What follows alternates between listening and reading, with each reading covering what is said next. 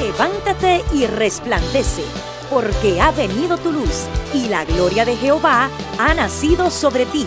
Porque he aquí que tinieblas cubrirán la tierra, y oscuridad las naciones. Mas sobre ti amanecerá Jehová, y sobre ti será vista su gloria. He aquí, el Señor derrama sobre las naciones su espíritu. He aquí, el Señor derrama sobre las naciones su espíritu, su gloria, su gloria. Ministerio El Amanecer de la Esperanza presenta su programa Voz de Restauración con el pastor Juan Radamés Fernández. Escucha atentamente la palabra que proviene del mismo corazón del Padre para consolar tu vida.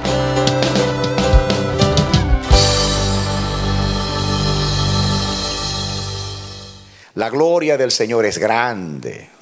La gloria de Dios llena los cielos y la tierra está llena de sus beneficios. Pero ha llegado a nuestra vida, a tu vida y a mi vida, la gloria del Señor para iluminarnos, para mostrarnos el camino de salvación.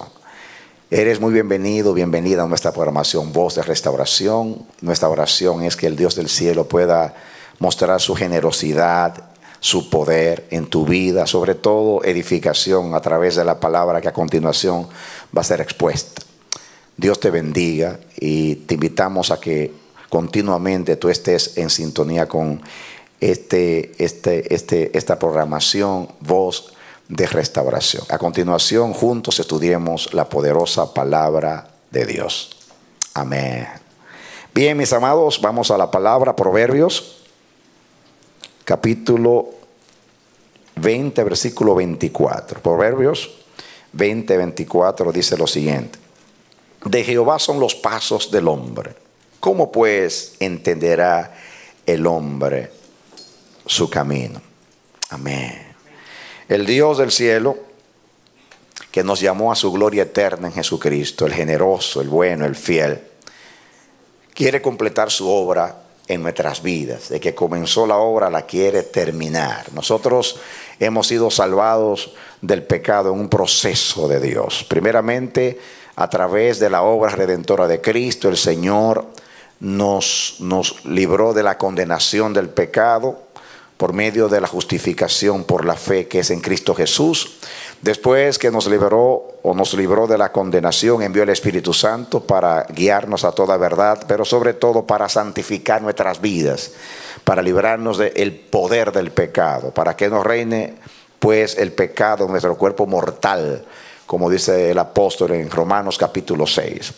Y esperamos el día de la venida del Señor para que a través de la glorificación el Señor nos libre de la presencia del pecado y desarraigue el pecado de raíz, para que no haya ninguna relación con el pecado. Ese es el proceso de Dios. Él nos libra en la justificación, nos libra de la condenación del pecado, en la santificación por el Espíritu, obra presente que hace el Espíritu Santo, nos santifica y nos libra del poder del pecado, y es la esperanza segura que cuando Cristo venga en un abrir y cerrar de ojo a la final trompeta, esto corruptible será vestido de incorrupción y esto mortal de inmortalidad.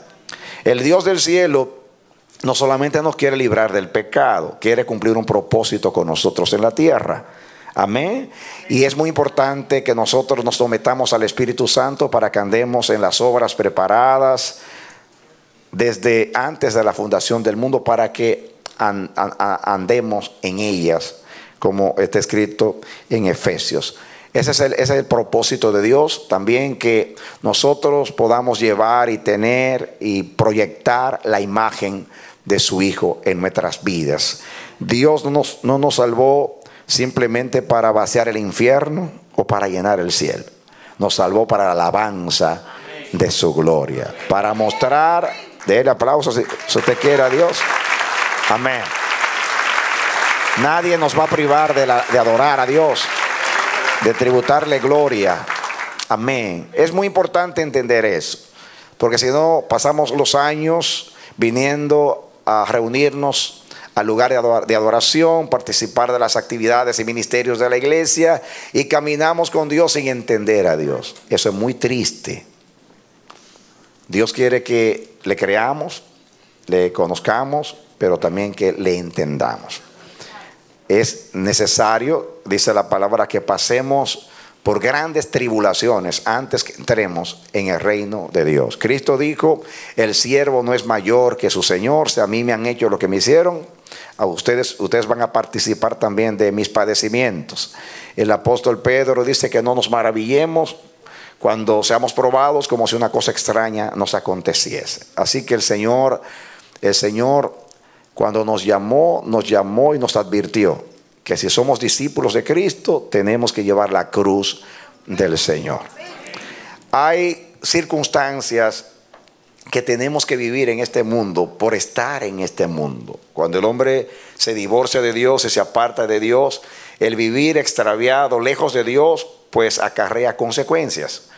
Y me refiero generalmente al mundo. Todo lo que vemos es la mala administración del hombre, porque Dios, el Señor, entregó el señorío de la tierra al hombre. En el Génesis, pues, al primer hombre, Adán, y por consiguiente al hombre en general, a través de los siglos. Así que Dios respeta las decisiones de los hombres y dio al hombre, como hemos estudiado, libertad para actuar en el mundo, en su administración, pero siempre supervisado, como el padre supervisa a los hijos, y siempre velando para que su propósito se cumpla en el mundo. Nadie puede entorpecer los caminos rectos del Señor. La voluntad de Dios se va a cumplir, pase lo que pase, venga lo que venga, y opóngase quien se oponga, porque Él es soberano. Soberano significa que su autoridad es absoluta, es suprema, está por encima de todas las cosas. Y eso es muy importante. Es muy importante creer, y por eso es que Dios nos está ministrando que el Señor controla todas las cosas, y que nada que ocurra escapa de su conocimiento. Él sabe todas las cosas. Él sabe lo que Satanás piensa, lo que los demonios están fraguando y planificando contra su propósito. Él sabe todas las cosas. Jehová reina no solamente en el cielo y en la tierra, reina también en el infierno. Amén. Cuando Él quiere actuar en el infierno y Él quiere dictar en el infierno, Él lo hace, porque tiene poder para hacerlo. Él ha dejado que Satanás y su reino actúen, porque el hombre se sometió a Satanás, al adversario, cuando decidió no creerle a Dios. Y este mundo pasó a ser administración del príncipe de este mundo. Y para eso vino Jesús, para deshacer las obras del diablo. El diablo ha sido vencido. El pecado, como instrumento de destrucción, también fue vencido y fue anulado su poder en la cruz del Calvario. Fue desactivado su poder en la cruz del Calvario. La muerte, como consecuencia del pecado, también en el cuerpo de Cristo murió la muerte, cuando le dijo: muerte, yo soy tu muerte. Él sacó a la luz la vida y la inmortalidad por medio del Evangelio. Cristo ya venció, la salvación está segura. Dios ha hecho provisión para que lo que Él comenzó termine. Cristo dijo: es necesario que yo me vaya. Si yo no me fuere, no vendría el Consolador, pero si yo me fuere, lo enviaré. Y por eso dice que conviene, porque me van a tener a mí como Paracletos, ayudador de ustedes, abogado a la diestra del Padre, como mediador e intercesor, y van a tener aquí al Espíritu Santo como guía. Así conviene, porque en vez de tener uno, van a tener dos. Conviene que yo me vaya para que venga el Espíritu Santo. Porque la palabra Paracleto significa alguien que es enviado al lado nuestro para ayudarnos. Tenemos un Paracletos a la diestra del Padre, y tenemos uno aquí debajo que descendió para continuar la obra de Cristo. Amén. No estamos solos. Todo el cielo está a nuestro favor. Eso enseña el Evangelio. Y los ángeles de Dios dice que son ministros que sirven a los herederos de la salvación. Estamos rodeados de ángeles. Si el Señor abriera nuestros ojos, como pidió Eliseo, que lo hiciese con su siervo cuando temía y se intimidaba, cuando vio aquel ejército tan grande que venía a buscar a Eliseo. Y Eliseo oró: Señor, abre los ojos. Yo también oro para que Dios abra nuestros ojos, para que vea que más son los que están con nosotros que los que están en contra. Amén. Son más los ángeles. Amén. Hay una diferencia entre la actividad de los ángeles y la actividad de los demonios. Los demonios publican lo que hacen. Los ángeles actúan como Dios, silenciosamente, pero efectivamente. Amén. Gloria a Dios. Amén. La obra de los ángeles es una obra de protección y prevención. La obra de los demonios es de destrucción. El diablo vino para matar, hurtar y destruir. El Señor vino para que tengamos vida y la tengamos en abundancia. Amén. Cuando usted sintoniza cualquier canal de televisión o de radio o cualquier medio, sus ojos, sus sentidos naturales perciben, oyen y ven.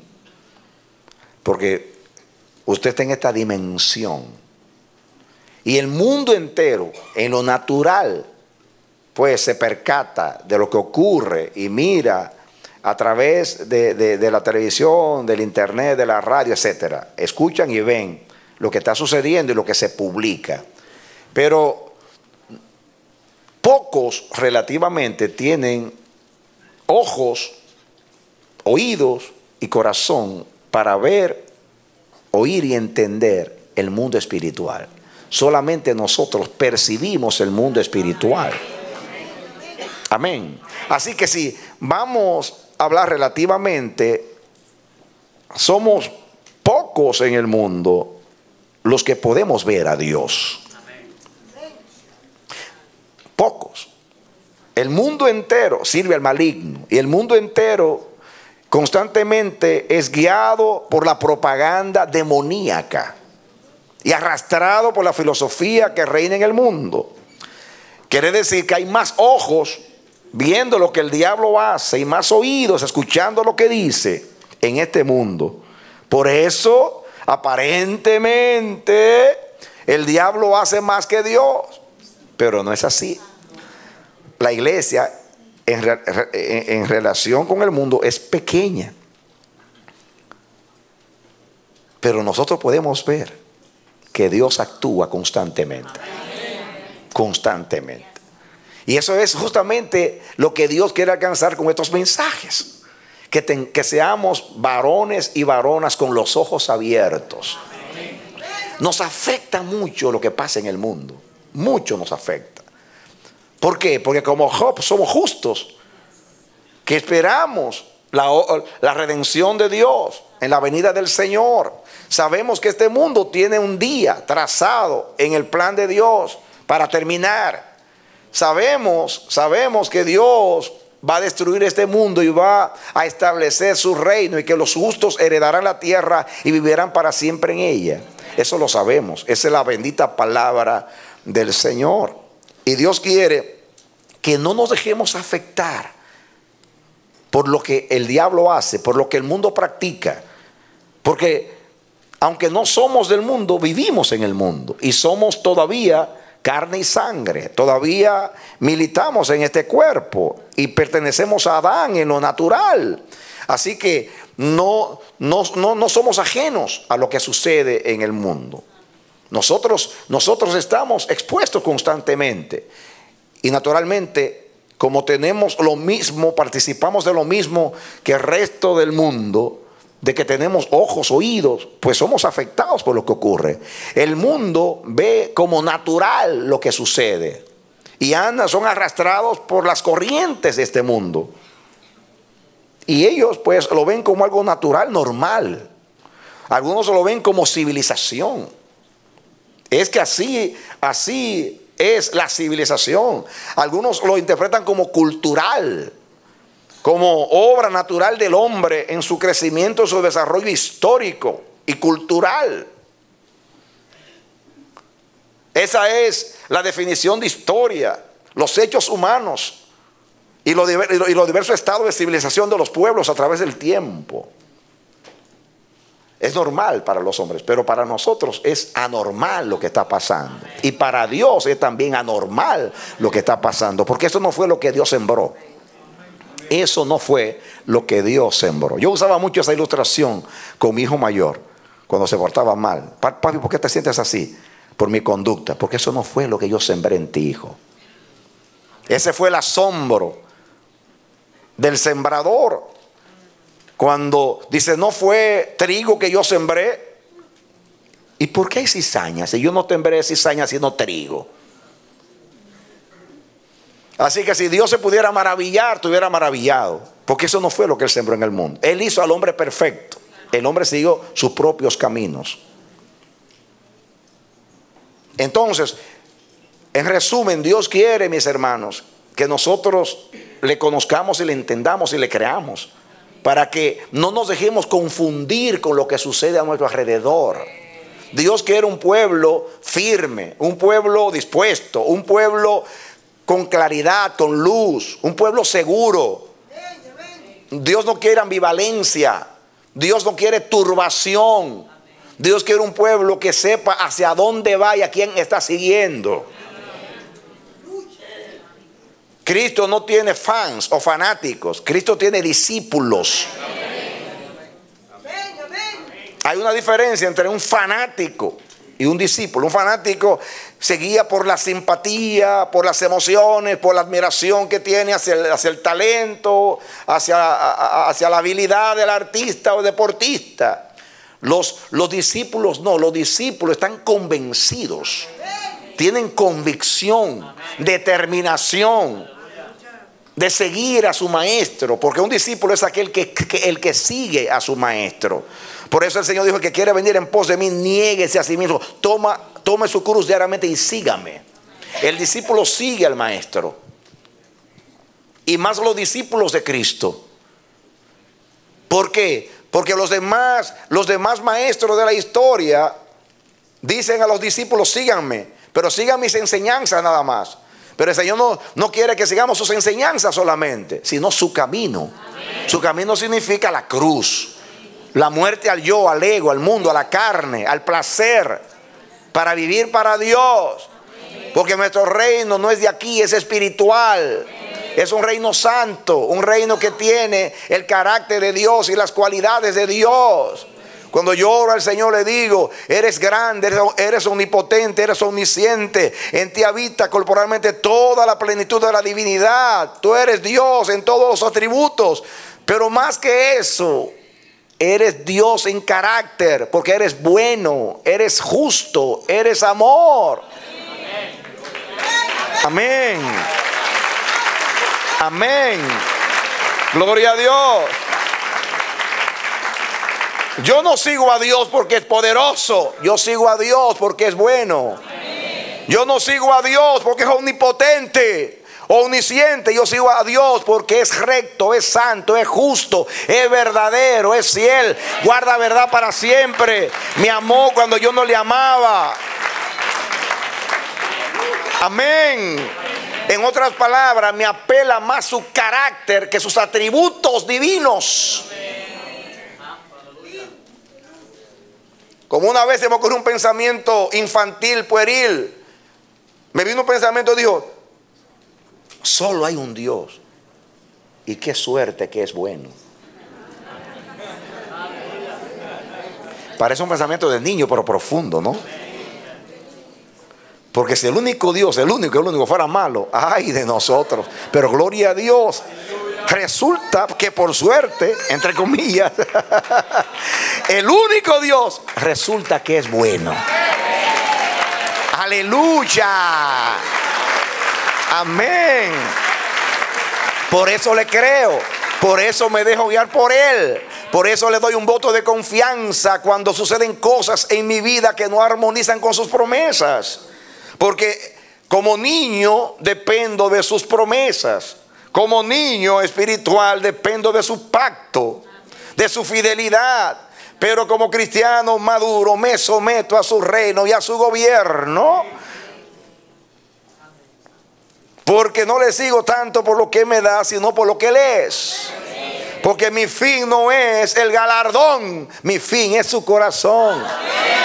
Aleluya. Amén.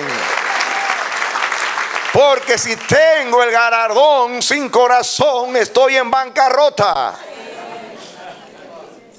Pero si me privara de su galardón y me diera su corazón, lo tengo a Él. Y el que lo tiene a Él, lo tiene todo, porque Él es el todo. Aleluya. Amén. Amén. Por eso es bueno la madurez. Porque yo veo el camino de Dios como un camino de luz. A medida que voy caminando, la luz se hace más profunda, más intensa, más radiante, más refulgente. Pero mis ojos se siguen abriendo más y más, más y más, más y más. Porque me lleva de gloria en gloria y de poder en poder. Amén. Y a medida que lo sigo, que voy caminando por ese camino de luz, voy entendiendo más a Dios, voy comprendiendo más a Dios. Y entonces voy dejando atrás lo que es de niño, dejando atrás lo que es de niño, lo que es de la carne, lo que es adánico, lo que es de los sentidos, lo que es almático, para ser un hombre espiritual. Y cuando soy espiritual, ya cambian mis preferencias, ya cambian mis motivaciones. Ya no ando como el niño, agarrando, jalando la falda de mi papá para que me bendiga. Bendíceme, bendíceme, bendíceme. No te dejaré si no me bendices. ¿Qué texto? ¿Cómo nos aferramos a ese texto? Amén. Aférrese y diga: no te voy a dejar hasta que tú no me des tu corazón. Amén. Yo quiero tu santidad, quiero tu carácter. Yo te admiro, yo te admiro. ¿Han visto los niños como admiran a los padres y quieren ser como los padres? Y si el papá hace ejercicio, el niño también hace ejercicios. Y si el papá se levanta temprano a trabajar en lo que sea, arreglar, ahí está el niño haciendo lo mismo. Y si es una niña, ve a su mamá arreglándose y en el espejo y comienza a arreglarse también. Y a los 2 o 3 años se pone los tacos, ¿sabes? Así. Porque está emulando, imitando a su mamá, porque la admira, porque su mamá y su papá son los ídolos de los niños, los fans. Ellos son fans de los padres. ¿No es así? Pero cuando comienzan a crecer,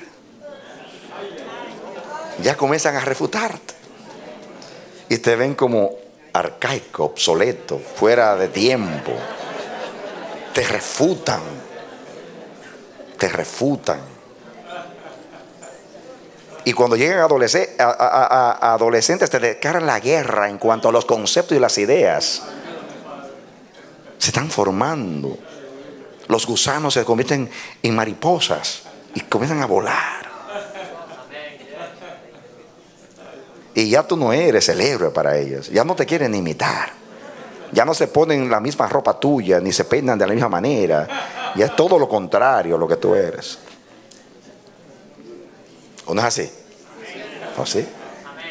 Pero cuando en los primeros años tú eras un héroe para ellos, un Superman para ellos. Después, cuando llegas a la adolescencia, tú estás absolutamente equivocado, errado. No quieren en nada ser como tú. Pero se casan, crecen, y ya a los 30, 36 dicen: óyeme, el viejo no estaba tan equivocado. Y a los 40 dicen: wow, qué sabiduría mi papá. Y a los 50, oh, cuánto anhelo ser como él. ¿Qué pasó? Maduraron. Maduraron. Amén. Se lo digo espiritualmente. Espiritualmente. Cuando usted está en el primer amor, usted se convierte al Señor. Usted ama la oración, ama la adoración. Pero si usted no sigue creciendo en el espíritu, se vuelve carnal. Y dice: ay, esas oraciones tan largas, ay, esos cultos interminables.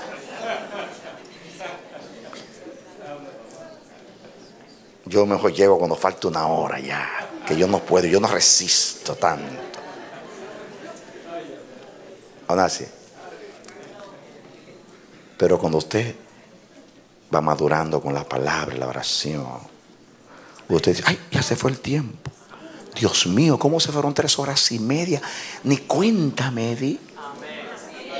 Y si hay una manifestación, de aquí no salgo yo. Es que me están esperando, no me importa que me esperen. Hay preferencia por Dios.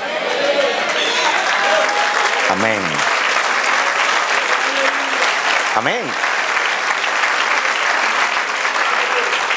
Y ya usted no se traga la píldora del engaño. Es que los expertos dicen que a los 45 minutos ya uno no capta nada. Eso lo inventó un religioso bien carnal. Porque cuando hay avivamientos de Dios, pasan las horas y las horas. Aquí una vez un jubileo que duró 12 horas. Comenzamos a las 9 de la mañana y terminamos a las 9 de la noche. Hubo tiempo aquí, al principio de nuestro ministerio, que el domingo en la mañana había un culto en la mañana y otro a las 6 de la tarde, 7. Y se juntaban los dos cultos. Los hermanos que venían a las 6, comenzaba a las 10 el culto, a las 9 o a las 10, estaban allá afuera esperando que a las 6 se terminara el culto. Y nadie, todo el mundo llorando en el piso.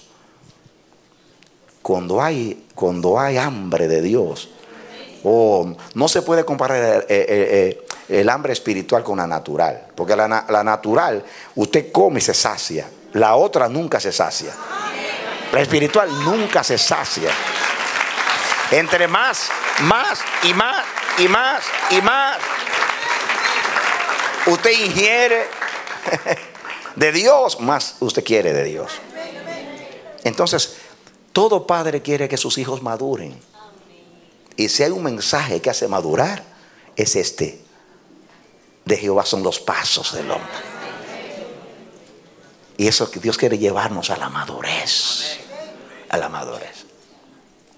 Es muy triste para un maestro cuando ve a un estudiante que le dedicó tanto tiempo y el estudiante está atrasado, retrasado, no entiende, no capta.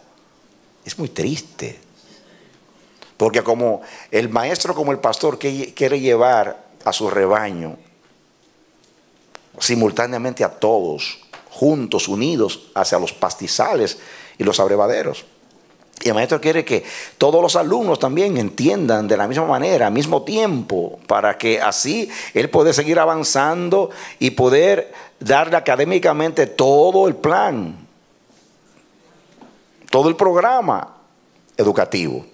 ¿O no es así? Eso pasa con Dios también. El Señor mandó a Jesús en el pasado, al Espíritu Santo en el presente y a Cristo en el futuro, para hacer una obra pasada que ya terminó, una presente que tiene que terminar y una futura que está pendiente. Entonces Dios necesita que nos sometamos a Él, que le creamos, le conozcamos y le entendamos para Él poder terminar la obra en nosotros. Dios no quiere que se perpetúe la niñez en nuestras vidas, sino que nosotros lleguemos a ser hombres y maduros, perfectos en Cristo Jesús. Ese es el deseo. Y si hay una área donde usted conoce a un cristiano, si ha madurado, es en esta área. En esta área. En el carácter y en el entendimiento de este mensaje, de este aspecto del carácter de Dios o de atributo de Dios, de su soberanía. Es muy importante, muy importante que entendamos eso. Jesús, que hizo tantos milagros, muchas veces los discípulos estaban preocupados y se enojaba Jesús. En un sentido yo lo veo como un tipo de frustración. Jesús acabó de hacer un milagro y alimentó a 5,000 personas con 5 panes y 2 peces. Y después, unas horas después, Jesús les dice a los suyos: guardaos de la levadura de los fariseos y de los saduceos. Y ellos estaban pensando que los estaba reprendiendo porque no trajeron pan. Y Jesús le dice: ¿hasta cuándo van a ser cortos de entendimiento? ¿Qué pan ni pan? Si yo acabo de hacer un milagro. A mí no me preocupa el pan. Yo puedo resolver el problema del pan. Lo que me preocupa es lo espiritual. Yo no vine aquí como un milagrero a saciar una necesidad temporal. Yo vine a un propósito eterno y tengo un tiempo señalado por el Padre, 3 años y medio para hacerlo. Y ustedes son los elegidos, porque yo me voy y ustedes se quedan y van a hacer la extensión de mi ministerio. Caramba, ¿y cómo no entienden que mi preocupación no es comida? Mi preocupación es que ustedes puedan distinguir entre las enseñanzas contaminadas de los fariseos y saduceos, y la puedan distinguir de lo que es el verdadero evangelio y el puro evangelio. Cuando caminaba sobre las aguas y Pedro dice: Señor, si eres tú, permite que yo también camine por las aguas como tú. Y Pedro comenzó y el milagro se estaba realizando. Y Jesús estaba cumpliendo ahí lo que dijo: ustedes harán cosas mayores. Si ustedes creen, todo es posible. Pero Pedro se puso a mirar la tormenta y se comenzó a hundir. Y dijo: Señor, sálvame. Y el Señor se enojó: hombre de poca fe, ¿por qué dudaste? En otras palabras, me dañaste el milagro por tu incredulidad. Cuando se monta en la barca y la barca comienza a ser sacudida por los vientos y los discípulos temen por sus vidas, tiran al mar los enseres y reclaman a Jesús: Maestro, despierta, no ves que perecemos, no ves que perecemos. Y Jesús se levanta tranquilo y dice: hombre de poca fe, ¿por qué dudan? ¿Dónde está vuestra fe? ¿Dónde la metieron? Yo les di fe para estos momentos, para cuando sea necesario. Aumenta nuestra fe. Ustedes no necesitan aumento de fe, sino usar el granito de mostaza que tienen.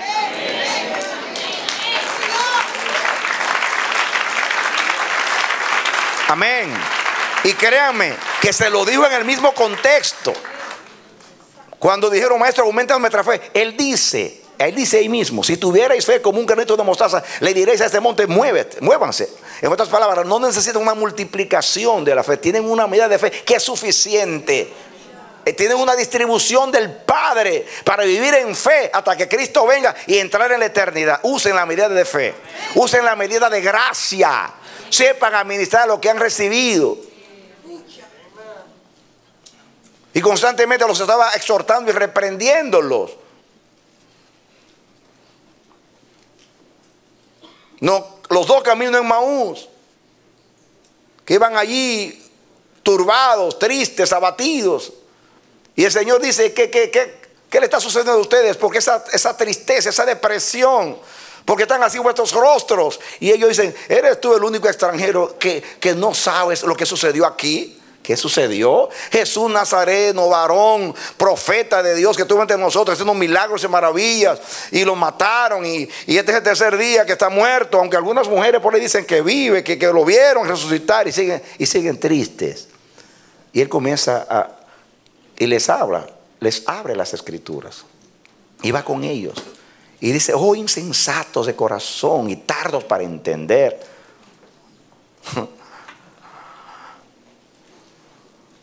Frustración. Tomás, después de la resurrección, viene y dice: si yo no veo con estos ojos y meto mis dedos en sus llagas, yo no voy a creer. Tomás, ven, Tomasito, ven, mete la mano aquí. Yo diseñé que tú seas un creyente y no incrédulo. ¿No es triste? Jesús se frustró.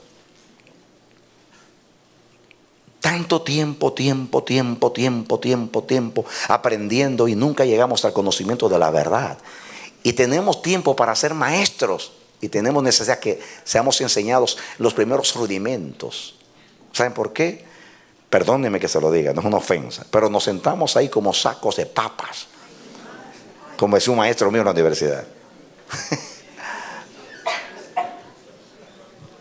Y nos pasa como aquellos que han entrado a la universidad, pero la universidad no ha entrado a ellos.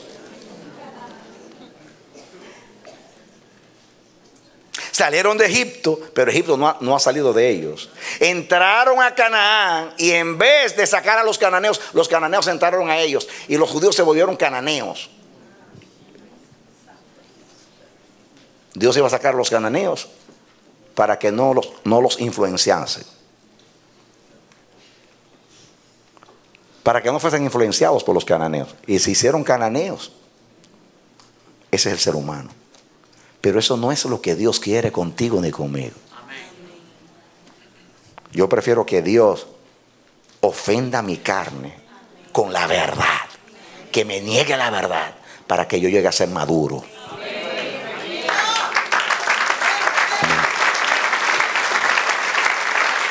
Amén. La verdad no ofende al espíritu, humilla a la carne. La verdad nos hace libres.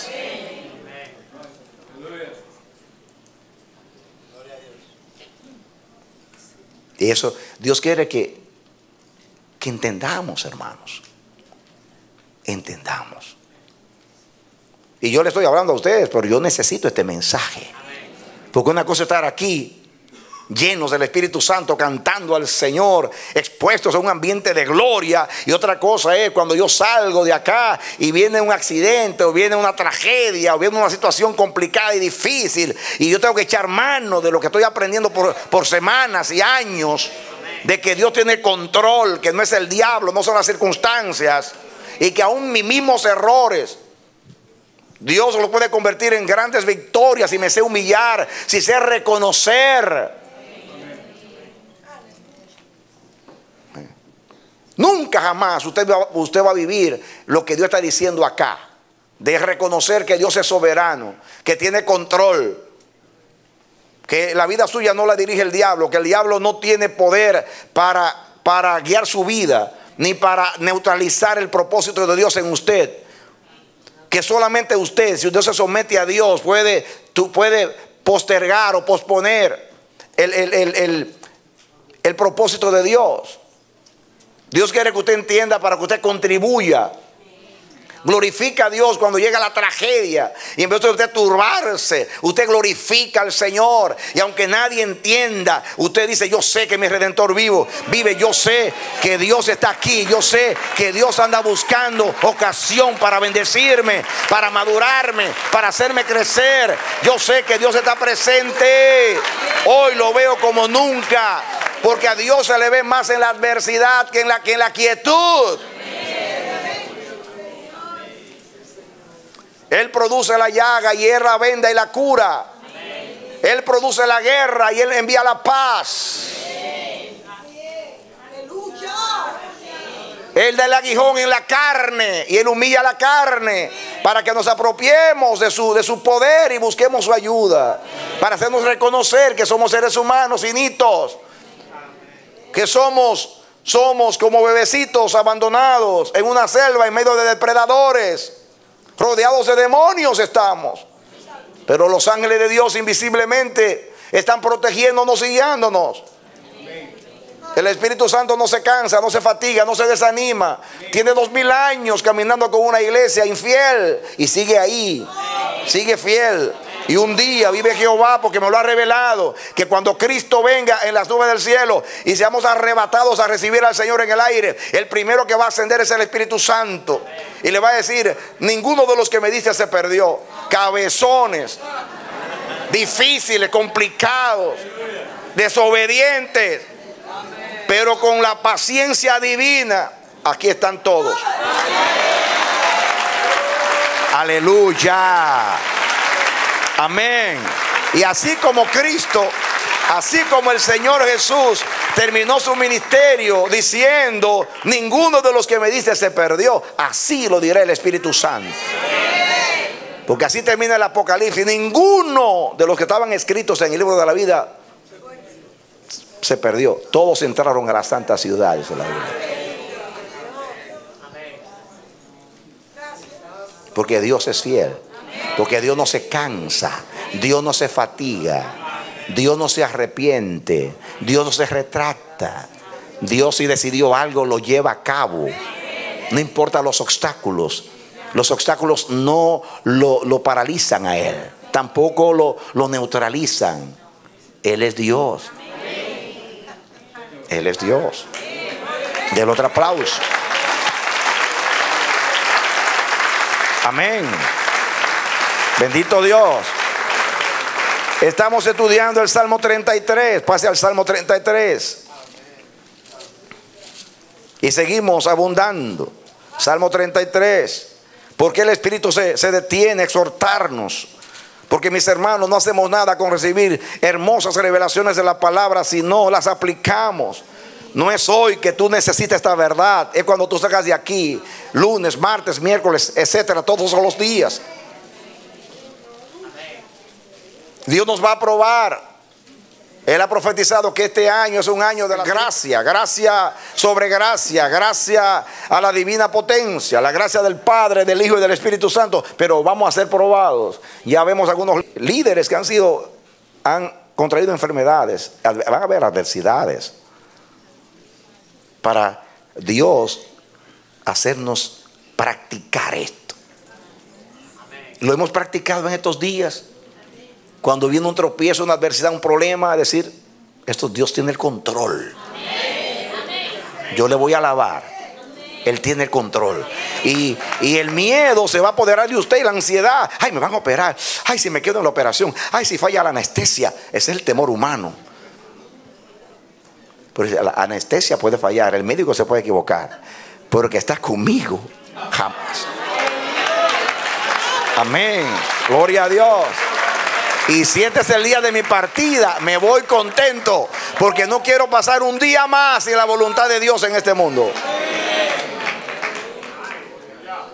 En vez de decir extiende mis días, extiende tu gracia en mi vida. El Salmo 33 dice lo siguiente. Versículo 10. Jehová hace nulo el consejo de las naciones y frustra las maquinaciones de los pueblos.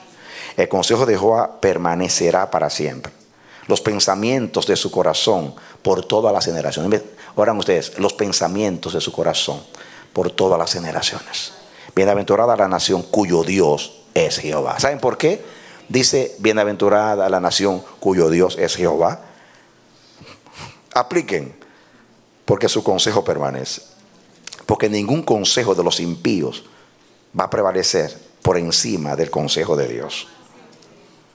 Porque los pensamientos de su corazón todos se cumplen. Por eso el que confía en Él no será avergonzado, ni chasqueado, ni frustrado.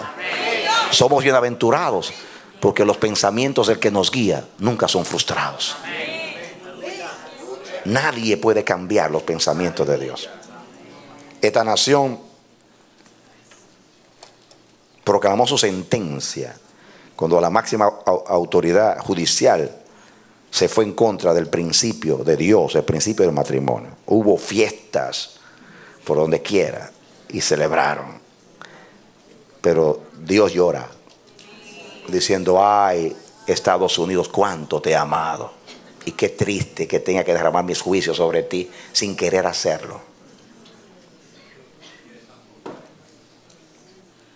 Pero miren ustedes, usted dirá, el diablo se metió allá en la Corte Suprema.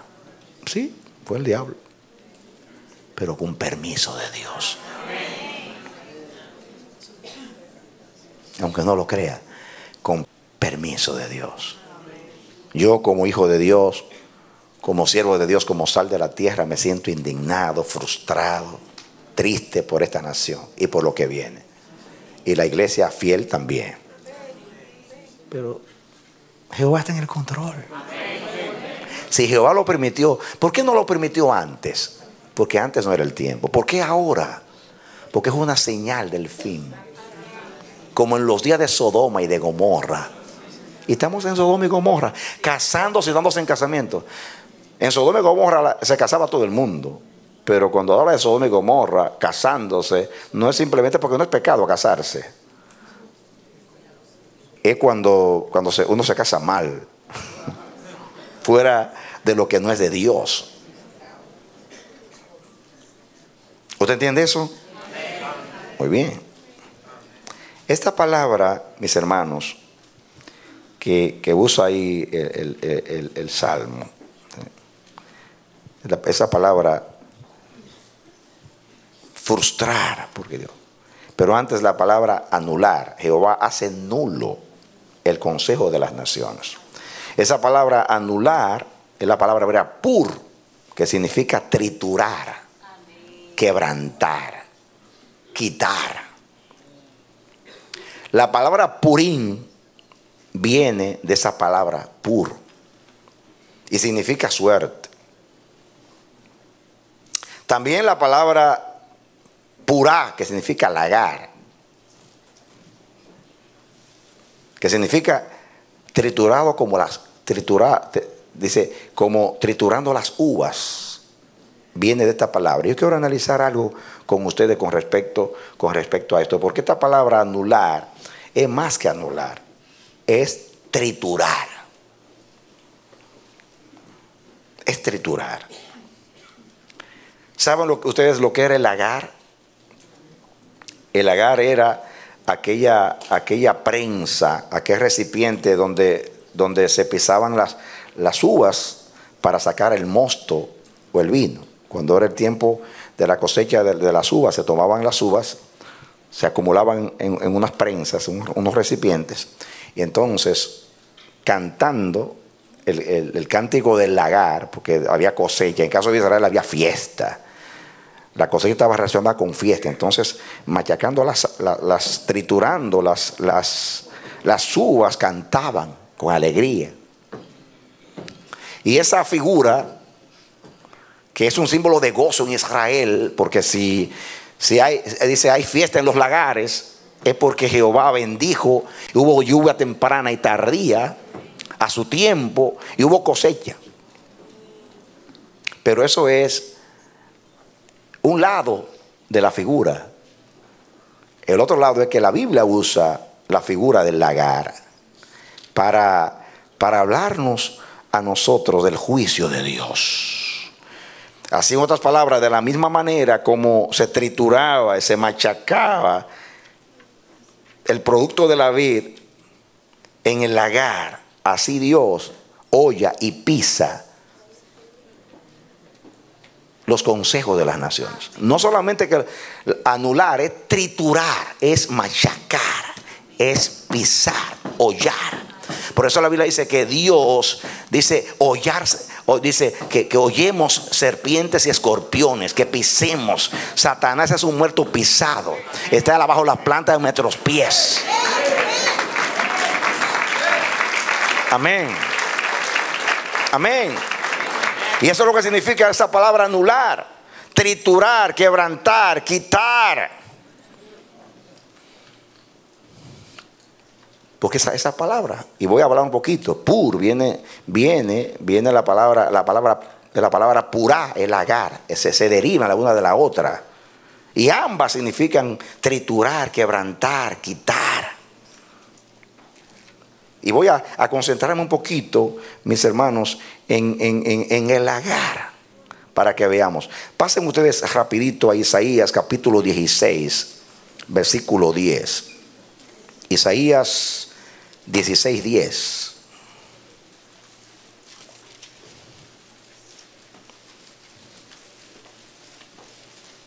Quitado es el gozo y la alegría del campo fértil.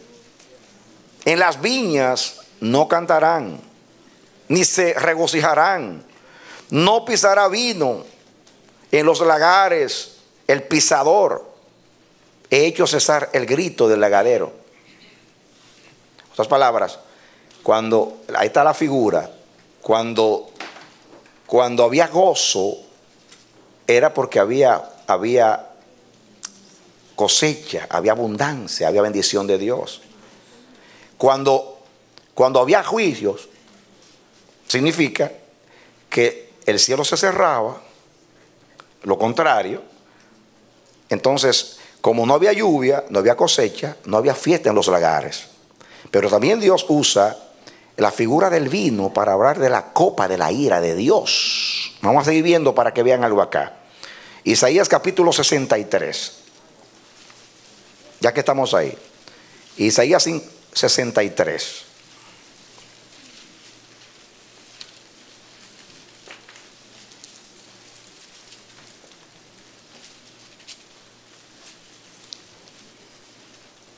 Lo tienen. Comencemos con el 1. ¿Quién es este que viene de Edom, de Bosra, con vestidos rojos? Este hermoso en su vestido, que marcha en la grandeza de su poder. Yo, el que hago en justicia, grande para salvar. ¿Por qué es rojo su vestido? Y sus ropas como del que ha pisado en lagar. ¿Saben por qué? ¿Quién es este que viene de Bosra con vestidos rojos? Y pregunta, ¿por qué son rojos sus vestidos? Porque pisó el lagar. En otras palabras, el color del vino es rojo. Por eso es el tipo de la sangre de Cristo. También es la señal, o sea, la tipología de lo que es el pacto. Entonces, ¿quién es este que viene? ¿Por qué son rojos los vestidos? Porque viene pisando el lagar. Y al pisar el lagar, naturalmente, si usted pisa el lagar con una vestidura blanca, por ejemplo, ¿qué le va a pasar a usted? El color del vino se adhiere a su vestido. Entonces, ¿por qué son rojos sus vestidos? Porque viene pisando el lagar. Ahora miren la aplicación. Dice el 2, ¿y por qué es rojo tu vestido? En singular. Y tus ropas como del que ha pisado en lagar. Y dice Dios, he pisado yo solo el lagar, y de los pueblos nadie había conmigo. Los pisé en mi ira, y los hollé en mi furor, y su sangre salpicó mis vestidos, y manché todas mis ropas.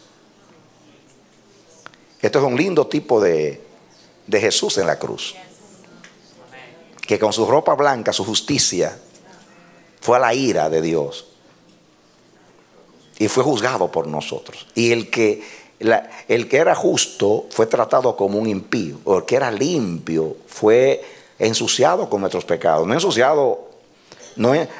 Escuchen, ensuciado como sustituto, como representante, porque así lo vio Dios, ¿no? Como representante. Pero Cristo fue solo al lagar, fue solo a la cruz. Y su vestido blanco se manchó con la sangre.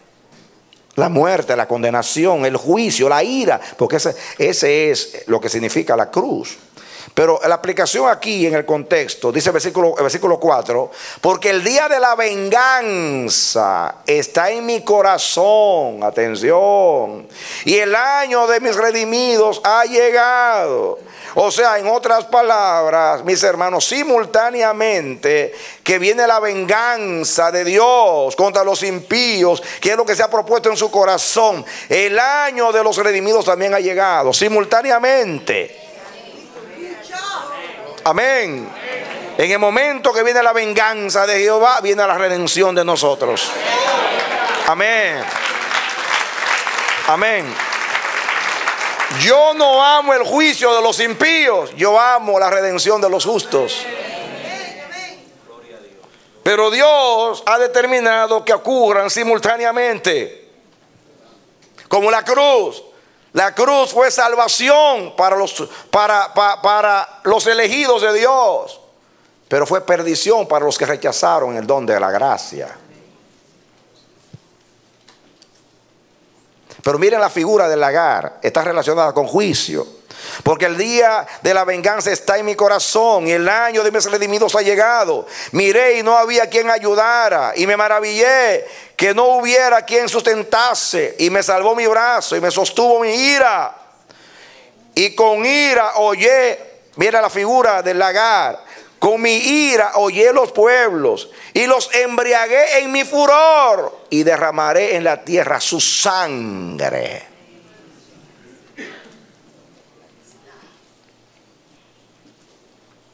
Así que el lagar tiene las dos figuras: el gozo por la bendición de Dios y el juicio como maldición de Dios. Ahora, veámoslo en el lenguaje del Nuevo Testamento. Vengan conmigo al Apocalipsis, en el capítulo 14.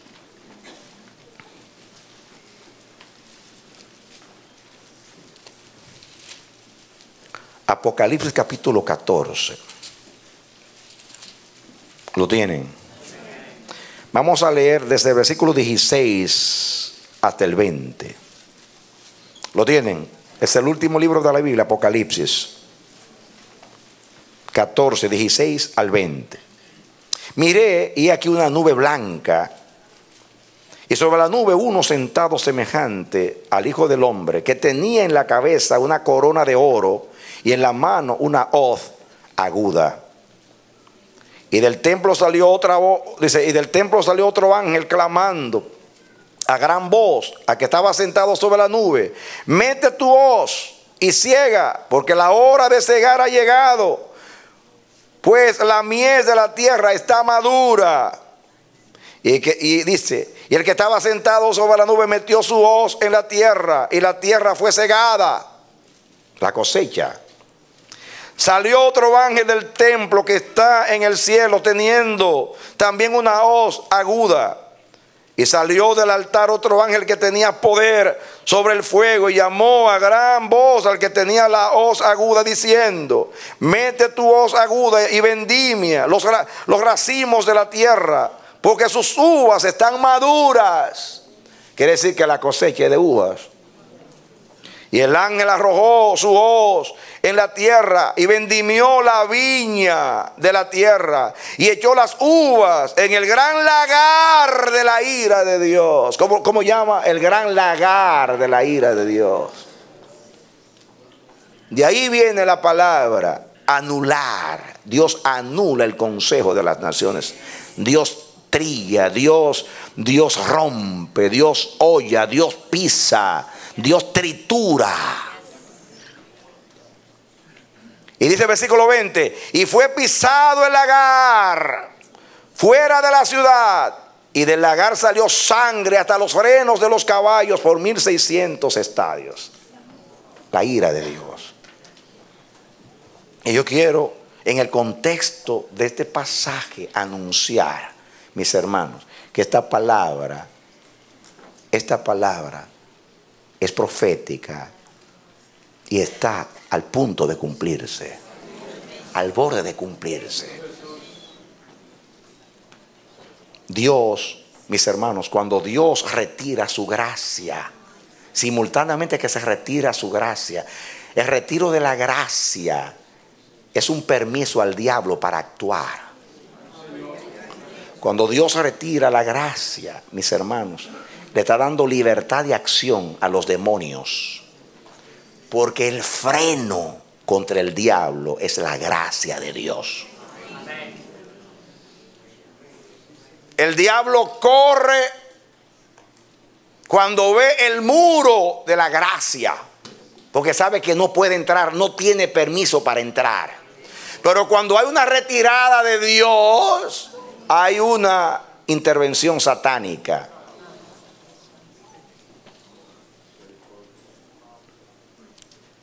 Hay un castigo que viene directamente del cielo, y hay un castigo que es ausencia de Dios. Y cuando Dios se ausenta, los demonios actúan sin control.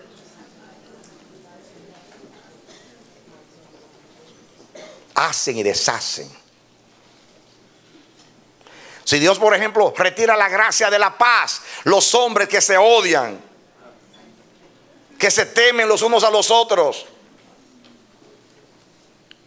le dan rienda suelta al odio, al rencor, al temor, al miedo, a la enemistad, a la desconfianza. Entonces viene guerra y viene de mucho derramamiento de sangre. Entonces viene la venganza de ellos mismos por causa de lo que le hizo el otro. Y actúan como que Dios no está presente.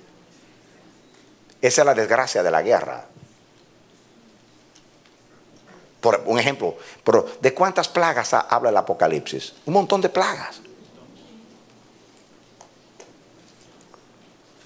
Cuando la Biblia dice que Dios los entregó a hechos vergonzosos para que crean a la mentira, no es que Dios se puso, mis hermanos, a fomentar el mal, es simplemente que se retiró y ya el Espíritu Santo no trabaja. No está oponiéndose, no está neutralizando, no está preservando y guardando. Se echa a un lado. Y eso lo que está pasando con el espíritu de Sodoma y de Gomorra hoy es simplemente un retiro de la gracia. Las aguas, han visto que Dios le puso límite al mar y que las olas van y vienen, van y vienen, van y vienen. Pero cuando hay un tsunami, ¿qué hace? Se retira y después viene y la gracia se convierte en juicio o en desgracia. Y lo que antes era paz ahora es guerra, y lo que antes era conservación ahora es destrucción.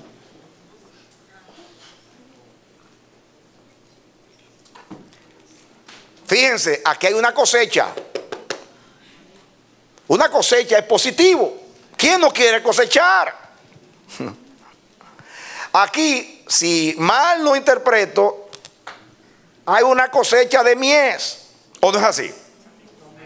¿No habla al principio de que la mies estaba madura o no? Ahí hay una hoz para cosechar. ¿Cómo se cosecha la mies? Con una hoz. Pero aquí, fíjense ustedes, pero aquí, mis hermanos, una cosa es la cosecha para hacer fiesta en los lagares y otra cosa es la cosecha del juicio. Y aquí habla del juicio de Dios. Acuérdate que te estoy exponiendo el Salmo, aplicando el Salmo 33. Jehová anula el consejo de las naciones. ¿Y saben cómo lo anula? Pisándolo. Dios dice, dame el decreto aquí de la Corte Suprema de los Estados Unidos. Así. Yo soy Dios. Nadie sobre mí. Mi palabra se cumple. Mi palabra prevalece. No puedo ser vencido de lo malo. No hay autoridad que esté sobre mí. De mí no se ríe nadie. Cuando digan no quiero que reine sobre nosotros, Jehová se reirá desde el cielo.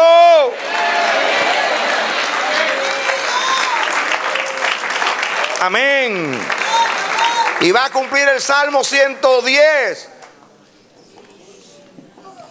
Le va a extender el callado gracia al pueblo que se somete a él voluntariamente en el día de su poder. Pero va a tomar la vara de su poder para quebrarlos como vasos de alfarero. Lo hará pedazos, tiestos.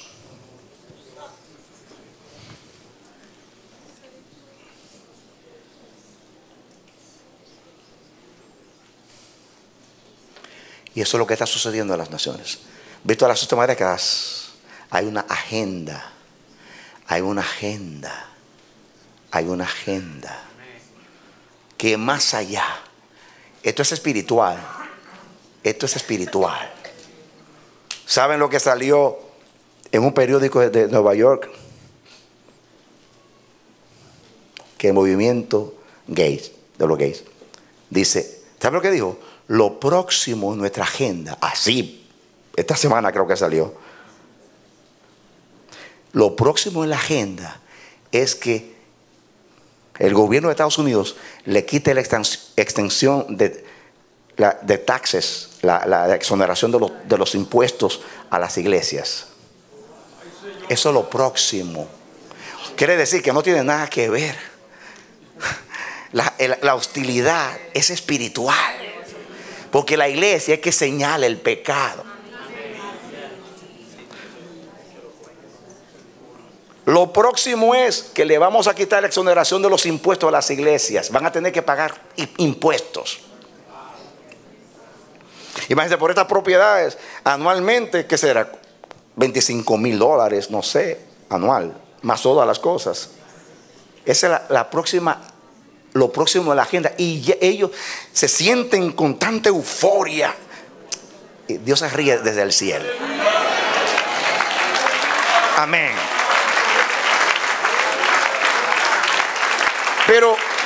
Pero escuchen, hermanos, ellos están en contra de nosotros. Nosotros no estamos en contra de ellos. Estamos en contra de su conducta, no en contra de ellos.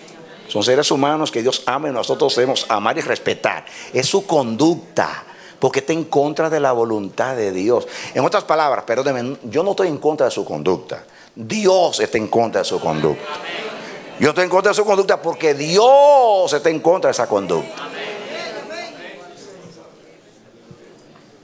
Y después de eso, vamos a suponer que logren que las iglesias tengan que pagar impuestos. Pues los pagamos. Pero hay algo que nadie nos puede quitar. Y es la verdad.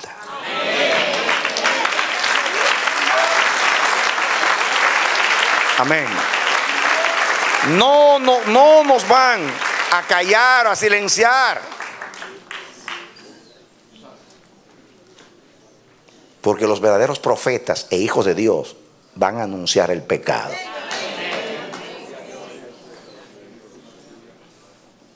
Y no me importa que le quieran cambiar el nombre. Le vamos a decir, eso es pecado delante de Dios.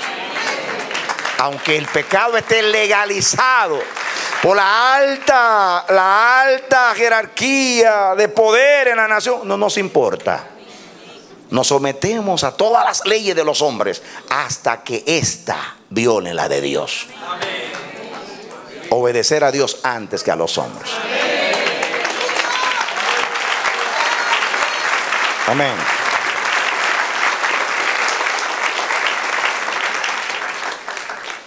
Esto no favorece a la nación. Esto amenaza a la nación. Esto pone en peligro a la nación. Porque pone a Dios en contra de la nación. Porque obliga a Dios a juzgar y a condenar la nación. Y a pisar el gran lagar. Y no lo quiere hacer porque Dios ama a esta nación. Y siempre la ha tratado con deferencia.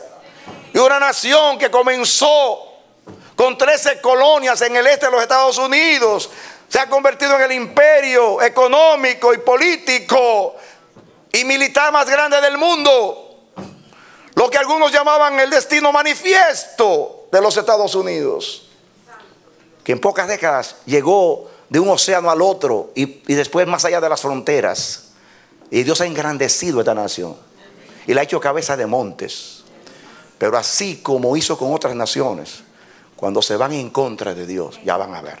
Porque en contra de Dios significa, mis hermanos, no solamente Dios está en contra, no solamente que viene el juicio de Dios, sino que el hogar, la familia, lo que ha preservado a la sociedad está en peligro. No saben las consecuencias de sus hechos porque tienen un velo en los ojos y no entienden.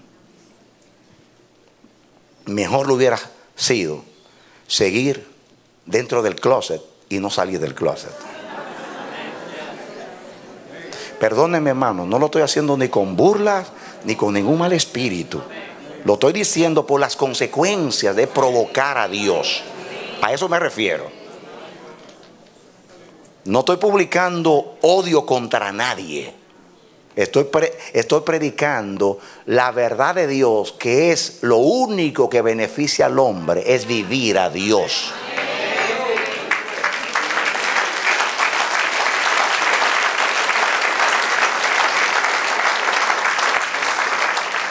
Y quiero terminar con el último versículo, capítulo 19, versículo 15.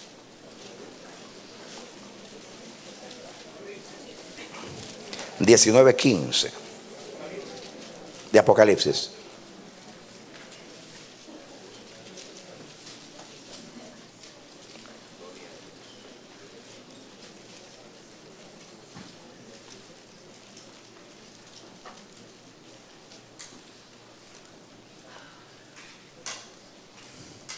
¿Lo tienen? Miren lo que dice Apocalipsis 19:15.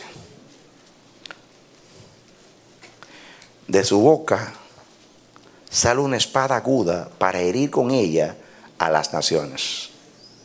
Y él las regirá con vara de hierro. Escuchen.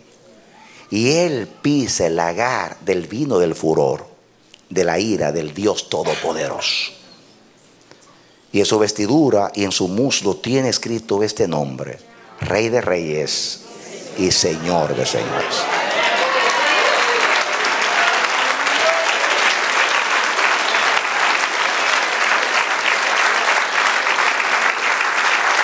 Amén.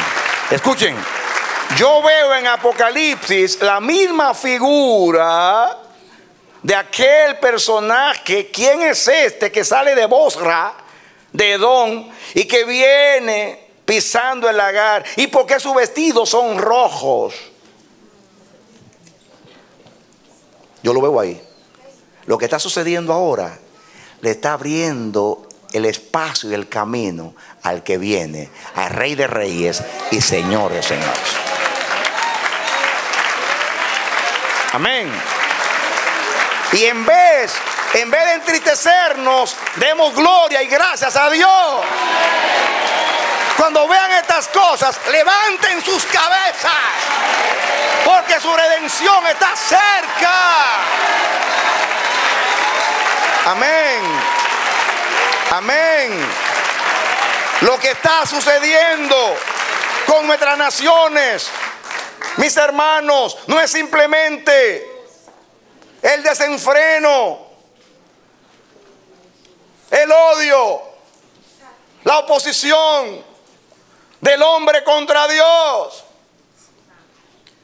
Es el fin de la tolerancia de Dios, diciendo, como le dijo al faraón: te quieres endurecer, te voy a ayudar a endurecerte. Te pusiste contra mí, te voy a ayudar y verás la consecuencia. Esto le abre el camino al que viene. No viene ahora a Edom o a Bosra, viene a las naciones, porque Él es el Rey de Reyes y el Señor de Señores. Amén. Amén. Amén. Dice el victorioso: ¿quieren guerra? Tendrán las guerras, porque mías son las naciones, porque yo las redimí y el Padre me dio como herencia a las naciones, en el Salmo 2. Y las naciones se confabulan, fraguan, diciendo: rompamos sus ligaduras, no queremos que reine. Eso es lo que están diciendo. Y Dios dice: Dios se reirá desde el cielo. Risa sarcástica. Ellos van a impedir que yo reine. Así se va a reír Dios de ellos.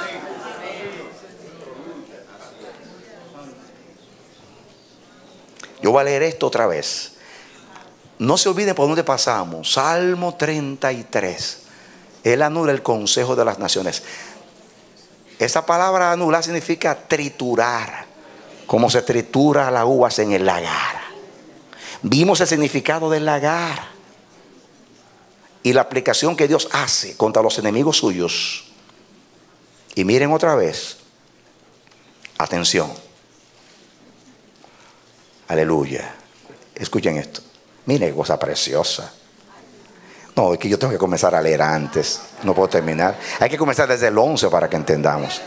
Entonces vi el cielo abierto, y aquí un caballo blanco. Y el que lo montaba se llamaba el fiel y el verdadero. Y con justicia juzga y pelea. Aquí viene a juzgar. ¿Qué dice la palabra ahí? Y con justicia juzga y pelea. Viene a juzgar y a pelear. Diga conmigo: viene a juzgar y a pelear. Amén. Sus ojos eran como llama de fuego. Ay, los impíos, ¿cómo van a resistir esos ojos? Y había en su cabeza muchas diademas, y tenía un nombre escrito que ninguno conocía sino él mismo. Estaba vestido de una ropa teñida en sangre, y su nombre es el Verbo de Dios. Yo quiero ahora que ustedes vean las dos figuras del lagar. En el lagar, cuando se pisaban las uvas, era fiesta por la cosecha. Eso se aplica a nosotros los creyentes. La sangre de Cristo nos limpia de todo pecado. Hay uvas, hay pacto. Vivamos la sangre de Cristo. Y Apocalipsis dice que la manera de identificar a los redimidos es que han sido lavados por la sangre de Jesús, salpicados por la sangre. Nosotros hemos pisado el lagar. Hemos pensado halagar. Pero para celebrar la cosecha de la salvación, el pacto de la sangre de Cristo. Ahí viene Él. ¿Cómo viene? ¿Cómo viene ahí? Sí, pero ¿qué dice de la sangre? Ajá. Su ropa estaba como teñida. Eso habla de la cruz, del lagar de la cruz, donde Él fue triturado, molido fue por nuestros pecados. El castigo de nuestra paz fue sobre Él y por su llaga fuimos curados. Allí fue la propia sangre de Él, la uva de Dios, el manantial de la vida de Cristo, porque la sangre está en la vida. Ahora viene la otra parte de la figura. Está la cosecha de Dios, los redimidos.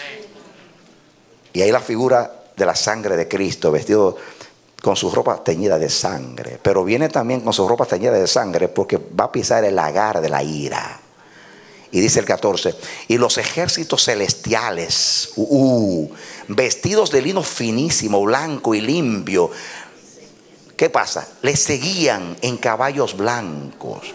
De su boca sale una espada aguda, diga juicio, para herir con ella a las naciones. ¡Ay! Y Él las regirá con vara de hierro. Salmo 110. Y Él pisa el lagar del vino del furor y de la ira del Dios Todopoderoso. Y en su vestidura y en su muslo tiene escrito este nombre: Rey de Reyes y Señor de Señores. En otras palabras, viene a apropiarse de lo que es suyo, porque Dios se le entregó como herencia a las naciones. Y Él dice: vengo a reinar y ustedes se me están oponiendo. Los voy a pisar como se pisa el jugo, como se pisa la vid en el lagar. Así los voy a pisar.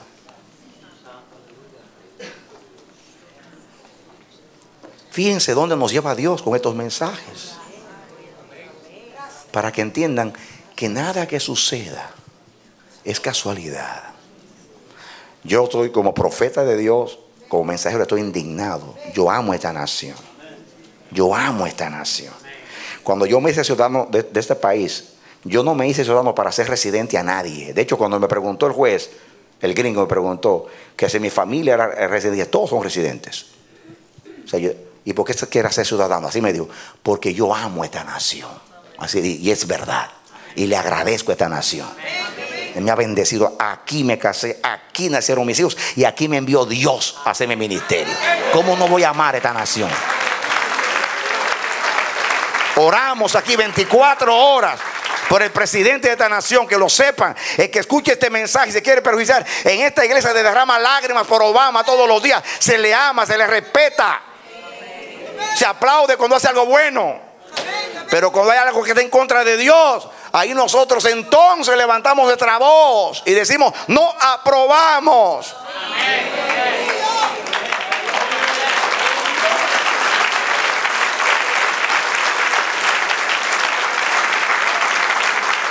Que nunca nos tilden como los enemigos de esta nación. Somos los mejores amigos de esta nación, porque queremos el bienestar de esta nación, porque queremos a Dios favoreciendo a esta nación. Oramos para que Dios esté contento con la nación, y ellos están obrando para que Dios se enoje contra la nación. ¿Quiénes son los amigos o enemigos de esta nación? Aquellos que gimen y oran y claman día y noche para que Dios bendiga a la nación, la tolere, la perdone. O aquellos que provocan a Dios con leyes que atentan contra el hogar, la familia y la preservación de la sociedad, y lo que hemos sembrado por milenios.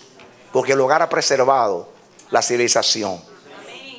Por el día que se deteriore el hogar, porque es un atentado contra el hogar y la familia, y una confusión a las próximas generaciones, que ya no van a saber ni siquiera lo que es un hogar.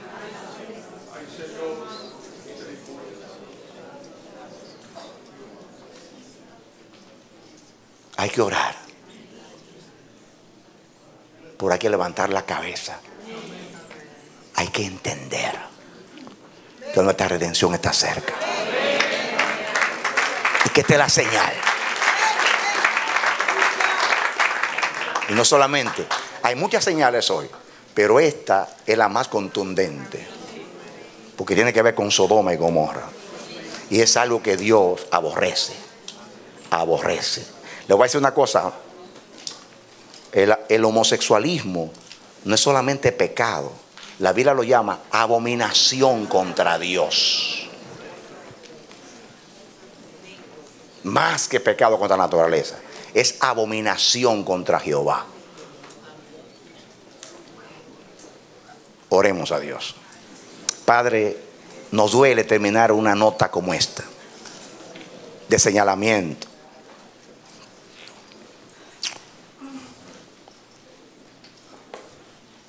Pero no podemos, como mensajeros tuyos, ser indiferentes a la tragedia de esta nación y de las naciones. Hasta el día de hoy hemos sido corderitos, sumisos, orando por esta nación y las naciones, porque tú nos has enseñado a respetar a los que están en autoridad, a someternos a las leyes de los hombres, y eso hemos hecho hasta el día de hoy. Pero también nos dijiste que eso es hasta que las leyes de los hombres contradigan y atenten contra tu santo consejo, tu palabra y tu palabra. Y es por eso, Señor, que sin yo proponérmelo, porque no estaba en mi mensaje llegar a esto, pero tú hiciste una vez más, oh Dios, a través de la predicación te has manifestado y has manifestado tu descontento para que tu pueblo entienda el momento profético e histórico que vivimos. Jehová Dios Santísimo, Dios Santísimo, no estamos hablando en este tono para crear un ambiente o para indisponer a nadie contra nadie. Tú conoces nuestros corazones y nuestras motivaciones. Lo que pasa es que estamos, Señor Dios mío, sumamente tristes, sumamente, Señor, afectados por el derrotero por el cual se conduce esta nación y las naciones, y nos apena que esta nación te esté provocando y que las naciones también lo estén haciendo, porque tú hasta ahora has sido un Dios paciente y misericordioso, y tú amas a los hombres. Por eso diste a Jesús para salvarlos. Pero los hombres han pasado el límite y están proclamando y estableciendo sus leyes en forma de consejos, Jehová Dios mío, para alterar el orden que tú estableciste, traer confusión y por consiguiente ira a la tierra. Jehová Dios Santísimo, ahora no sabemos ni siquiera cómo orar, porque antes orábamos pidiendo perdón, pero ahora no sabemos si pedir perdón o pedir intervención. Por favor, guarda lo que es tuyo. Guarda lo que es tuyo. Jesús no oró por el mundo, Jesús oró por la iglesia. Guárdalos en tu nombre. Guárdalos en tu nombre. No te pido que los quites del mundo, sino que los guardes del mal. Guarda tu iglesia. Desde ahora en adelante vamos a orar más por la iglesia que por el mundo, porque la iglesia es la que puede hacer la diferencia. La iglesia es el instrumento poderoso de Dios para hacer lo que Dios quiere hacer. Levántate a favor de la iglesia. Levanta la iglesia. Toca trompeta de unidad. Llévate, Jehová, toda indiferencia. Que nuestra prioridad sea ser cristiano, no ser político. Que es el compromiso y la decisión individual. Nuestra prioridad debe ser cristianos. Pero no es esa nuestra prioridad hasta ahora. Nos vendemos por un empleo, nos vendemos por un beneficio, un plan médico, una residencia, cupones. Nos vendemos por tantas cosas. Jehová Dios Santísimo, abre nuestros ojos para no comprometer los principios eternos. Levanta a tus hombres en este mundo. Hay un atentado, hay una guerra declarada, Jehová, y no se trata de guerra entre hombres. Esto es espiritual. Levántate en contra de aquel que está detrás de esos consejos. Glorifica tu nombre, Señor. Señor, termino rogándote que lo que tú aconsejaste a la iglesia se cumpla. Que cuando veamos esas cosas, en vez de entristecernos, levantemos nuestras cabezas, porque nuestra redención está cerca. Porque según Apocalipsis, estas son las cosas que van a dar lugar a que Jesús cabalgue en su caballo blanco y venga presidiendo el séquito celestial para recompensar a los justos y condenar a los impíos. Yo termino diciendo que venga tu reino y que tu voluntad se haga en la tierra, en el nombre de Jesús. Denle un aplauso al Señor. Amén. Aleluya. Amén, amén, amén, amén, amén. Amén. Mi oración a Dios por ti, mi hermano, mi hermana, es que Dios abra los ojos de tu entendimiento. Que Dios te despierte, te sacuda y te haga entender el tiempo que vivimos y la conducta de Dios, para que tú estés en armonía con Dios, caminando por ese camino, el camino de su propósito, de su verdad, y que no te sorprendan las tinieblas, sino que tú siempre vivas como un hijo, una hija de luz. Que Dios te bendiga y te dé la victoria en Cristo Jesús. Amén. Amén.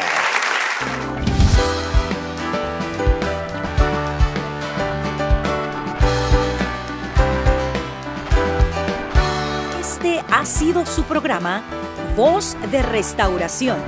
Si desea comunicarse con nosotros, escríbanos al P.O. Box 70, Bronx, New York 10473, o visita nuestra página web www.elamanecer.org. Nos despedimos hasta la próxima. Que Dios te bendiga.